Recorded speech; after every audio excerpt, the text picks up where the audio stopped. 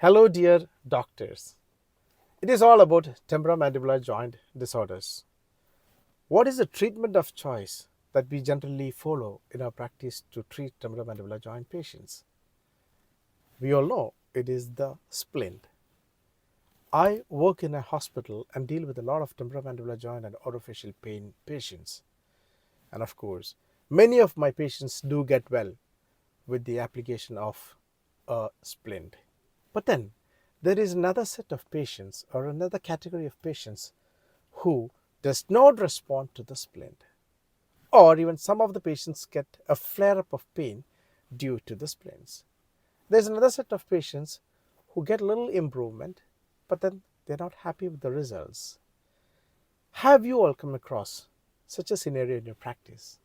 Or do you refer the cases to another specialist or a dentist who knows little or a little about temporomandibular joint disorders? How do we manage these cases? Later, I realized that the temporomandibular joint pain can arise from within the joint, where you have the disc, or it can arise from the joint itself, the articulating surface, or it could be due to joint effusion or some fluid collection within the joint. It can be an arthritis, osteoarthritis, a rheumatoid arthritis, osteoporosis. A number of conditions can cause a problem within the joint. Number two, there's another scenario where the muscles attached to the temporomandibular joint or the muscles of mastication itself can radiate pain to the temporomandibular joint. It can be myalgia or myofascial pain or any other diffuse pain that can cause a pain to the temporomandibular joint. Do we think every etiology has the same treatment plan? No.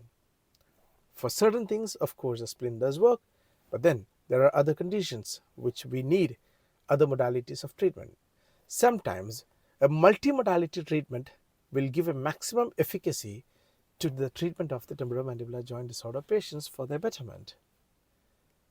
There are another set of cases where TMJ pain will be mimicked.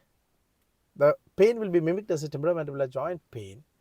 For example, I can say a temporal arthritis or a mastoiditis, or even due to bruxism, the pain, or even obstructive sleep apnea patients have temporomandibular joint pain in the morning.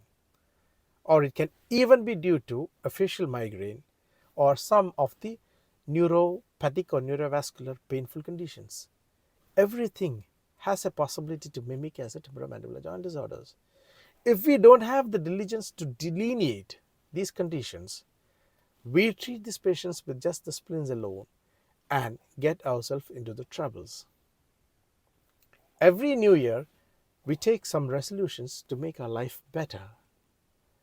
Let us take this new year as an opportunity to learn something new and enrich our practice, incorporate a new specialty into our practice, and do something betterment for the patients. Have the wisdom to learn something new in the year 2024.